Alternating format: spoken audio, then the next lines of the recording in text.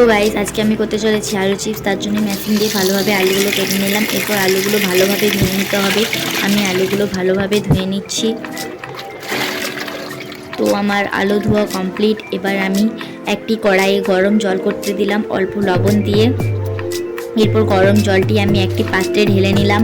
তারপর সেই পাত্রে আমি আলুগুলো দিয়ে দিলাম। 5 থেকে 10 মিনিটের মতো আলুটা রেখে আমি রোদে শুকোতে দিলাম। তো আমি এবারে একটি কড়াই নিলাম। এরপর আমি এটি কারি পাতা ভেজে নেব। আমার কারি পাতাগুলো ভাজা হয়ে গেছে, আমি তুলে নিচ্ছি পাত্রে।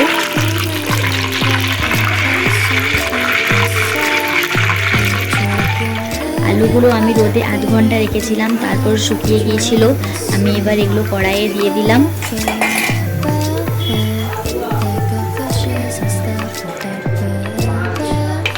আমার আলুগুলো ভাজা হয়ে গেছে।